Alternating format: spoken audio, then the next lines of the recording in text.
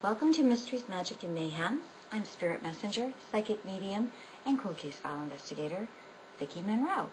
If you missed last week's show, last Monday actually, very lively conversations, and a lot of detail went in, and we have come up with the first three shows, that really tapped into what this program is going to continue to be about, and that is more in spirituality, as well as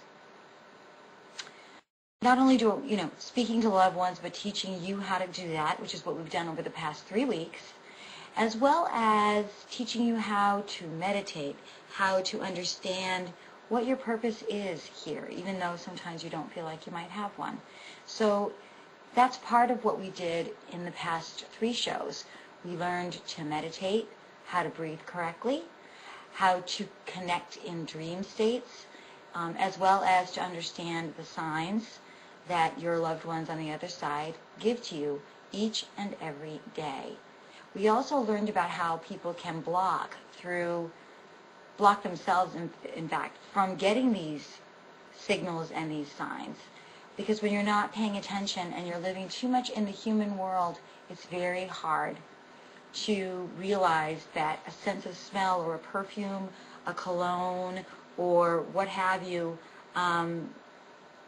is actually one of your loved ones trying to give you a signal that I'm right here. I haven't left you.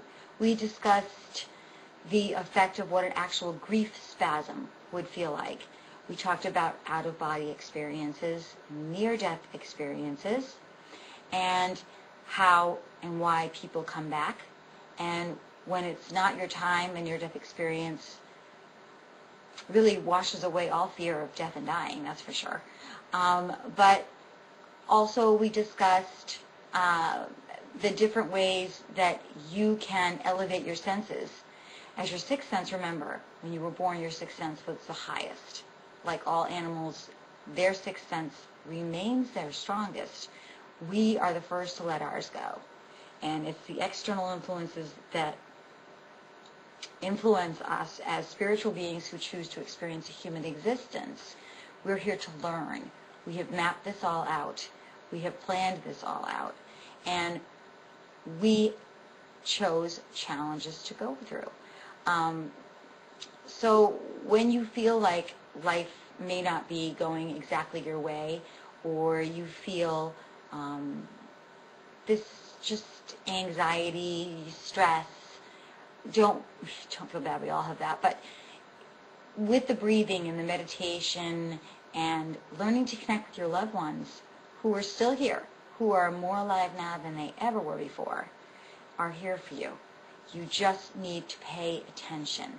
Sense of smell, a touch, peripheral vision, that dark image that goes through you, past you, that's them. Pictures, pets. Pets are very important. When watching them, you see them start to wag their tail if it's a dog, or to a cat starts suddenly to, how they look all over the place. They're looking at the spirits. They're not afraid. Neither should you be. And we also talked about how animals can really be a key trigger for you if you're just learning how to understand your ability and to, have it grow for you. You really can, by reading, meditating, finding a really good meditation CD that has a sound in the background.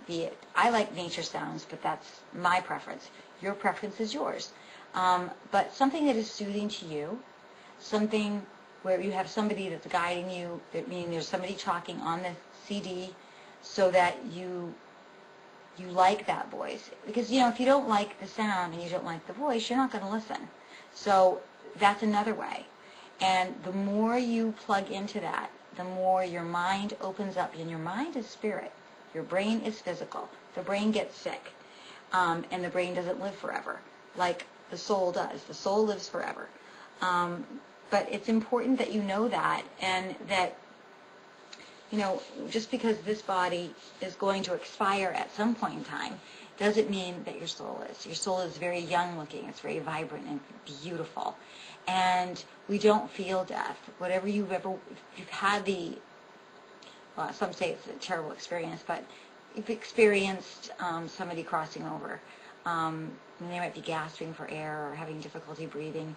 You need to understand that that is the physical body just trying to hold on to the energy source. Your soul is vibrant energy. Energy that's finished its job here. You do not cross over until the day, the time, and the hour, the minute you chose to go. And there's nothing that can stop that. You could be walking to the mailbox. You could have an illness. There could be some kind of a what people would call an accident. There are no accidents. It's just your time to go. And when it's that time, you will go accordingly.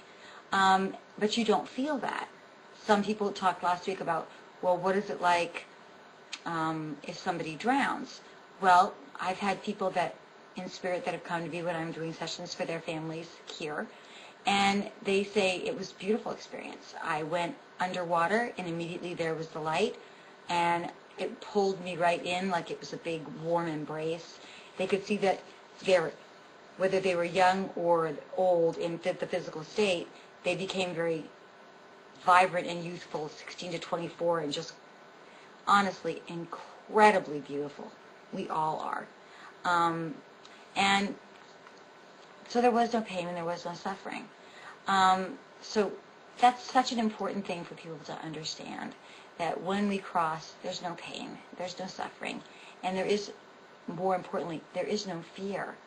You go home. Heaven's home, as I've said before, and this is work. And what you're doing here is your work.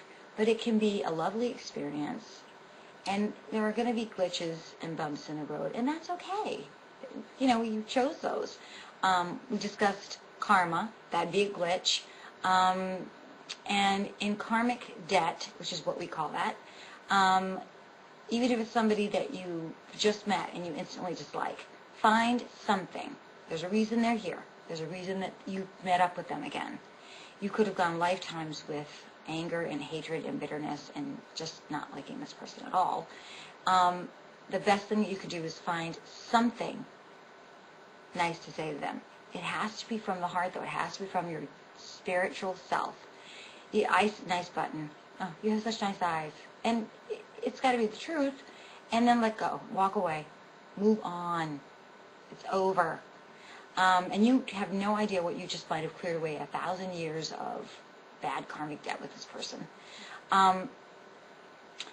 The other thing we discussed were soulmates. And, you know, how do you let go of a soulmate when a soulmate crosses over and you're still here? Well, remember, you planned your life as they planned theirs. They planned to go.